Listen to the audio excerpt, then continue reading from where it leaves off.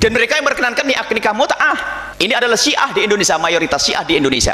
Jadi jangan sampai tertipu oleh sebagian orang di saat ingin meloloskan Syiah di Indonesia lalu berkata, Syiah itu banyak. Buya Yahya menyatakan bahwa mayoritas Syiah di Indonesia adalah yang memperkenankan nikah mut'ah, dan juga mengatakan bahwa jangan sampai tertipu oleh sebagian orang di saat ingin meloloskan Syiah di Indonesia dengan mengatakan Syiah itu banyak dan seterusnya. Sekali lagi kami katakan, amat disayangkan seorang Buya Yahya yang kami hormati tidak membawakan referensi-referensi dari kitab Syiah. Sesungguhnya nikah mut'ah itu juga diamalkan oleh para sahabat Nabi dan tidak ada perselisihan tentang hal ini. Tentunya Kiai mengetahui hal itu. Hanya saja perbedaannya adalah ada kelompok yang menyatakan keharamannya setelah Nabi Shallallahu Alaihi Wasallam tiada, dan ada kelompok yang menyatakan kehalalannya tetap berlaku. Meskipun telah banyak video dalam channel Ansarus Sunnah yang telah membahas permasalahan ini, namun untuk Kiai kami akan paparkan kembali dalil-dalil yang mendukung pendapat kehalalan nikah mut'ah hingga hari kiamat. Dan yang menariknya lagi adalah dalil-dalil tersebut terdapat dalam kitab-kitab ulama muslimin yang kami meyakininya Buya Yahya memiliki kitab-kitab tersebut. Dalam kitab Sahih Muslim yang diterbitkan oleh Darul Kutub Al-Ilmiyah, cetakan pertama tahun 1991, halaman 1023.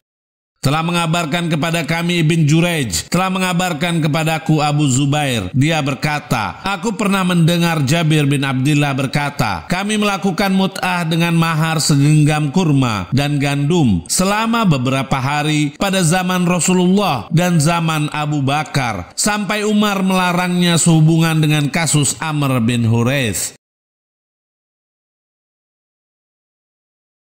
Dalam kitab Sahih Muslim ini kita dapati bahwa nikah mut'ah masih dilakukan pada zaman Abu Bakar, yang artinya sepeninggal Nabi masih berlaku hal tersebut. Sekarang mari kita lihat kitab berikut ini. Dalam kitab At-Tamhid Lima fil Muwatta, karya Ibn Abdil Bar, salah satu ulama Ahlus Sunnah yang bermazhab Al-Maliki, jilid 10, cetakan tahun 1981, halaman 111 sampai 112.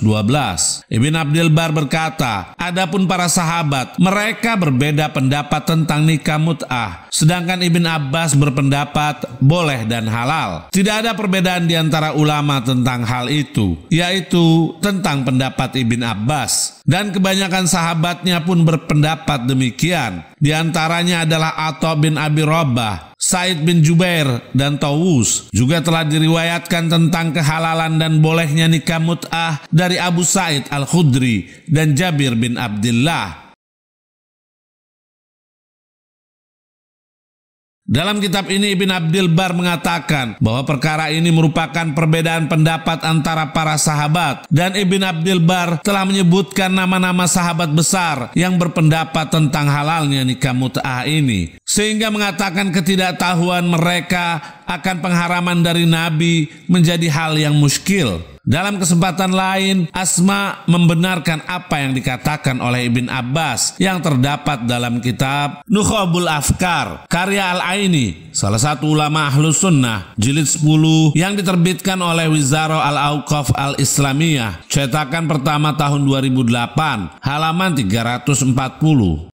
Diriwayatkan dari Said bin Jubair yang berkata, aku mendengar Abdullah bin Zubair berkhutbah menyindir Ibn Abbas dengan mencelanya karena pendapatnya tentang nikah mut'ah. Ibn Abbas berkata, di dalam menanggapi sindiran Abdullah bin Zubair, hendaknya dia menanyakan hal tersebut kepada ibunya. Jika dia benar, maka Abdullah bin Zubair bertanya kepada ibunya, yaitu Asma binti Abu Bakar, dan dia menjawab, benar apa yang dikatakan Ibn Abbas, seperti itulah keadaannya, yaitu tentang nikah mut'ah memang diperbolehkan. Kemudian Ibn Abbas berkata, jika aku ingin, aku akan sebutkan nama-nama dari bangsa Quraisy yang dilahirkan dari hasil nikah mut'ah. Al-Aini berkata, sanadnya sahih dan para perawinya terpercaya. Dalam kitab Al-Jami' li Ahkamil Quran, karya Al-Qurtubi, salah satu ulama Ahlus Sunnah yang bermazhab Al-Maliki, jilid 6, yang diterbitkan oleh Muassasah Ar-Risalah, cetakan pertama tahun 2006, halaman 220. Al-Qurtubi menukil kalimat Abu Bakar At-Turtusi, tidak ada yang membolehkan nikah mut'ah kecuali Imran bin Husain, Ibn Abbas, sebagian sahabat, dan sekelompok Ahlul Bait.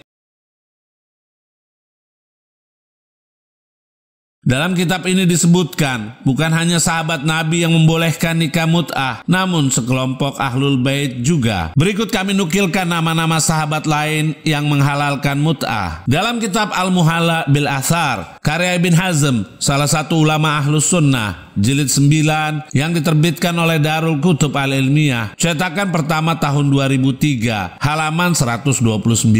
Ibn Hazm berkata, telah tetap dihalalkannya nikah mut'ah oleh kelompok salaf dari setelah wafatnya Rasulullah Shallallahu Alaihi Wasallam. Kami tegaskan, setelah wafatnya Rasulullah. Di antara salaf tersebut adalah berasal dari kalangan sahabat seperti Asma binti Abu Bakar, Jabir bin Abdullah, Ibn Mas'ud, Ibn Abbas, Muawiyah bin Abi Sufyan, Amr bin Huraith, Abu Sa'id Al-Khudri, dan Salamah.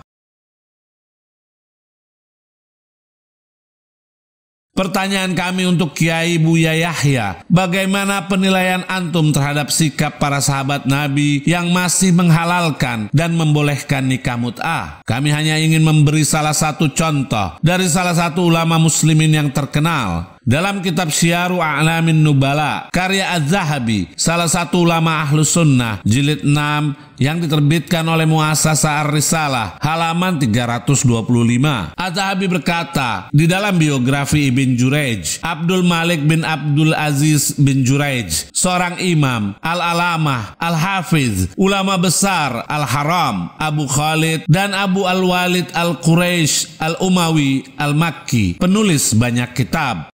Sekarang mari kita lihat apa yang dilakukan ulama besar ini. Dalam kitab yang sama, halaman 333, Az-Zahabi berkata Muhammad bin Abdullah bin Abdul Hakam, aku mendengar Asy-Syafi'i berkata, Ibn Jurayj nikah mut'ah dengan 90 perempuan. Kami tegaskan, nikah mut'ah dengan 90 perempuan. Pada halaman 331, Az-Zahabi berkata, Abu Ghassan Junaid berkata, aku mendengar Jarir Ad-Dabbi berkata, Ibn Jurayj memandang nikah mut'ah boleh. Dia menikahi 60 wanita, yaitu dengan nikah mut'ah. Dan dikatakan, dia mewasiatkan kepada anak-anaknya mengenai nama-nama istrinya, yaitu istri mut'ah. Sehingga tidak satu pun dari mereka akan membuat kesalahan dan menikahi salah satu perempuan yang telah dinikahi ayahnya dengan mut'ah.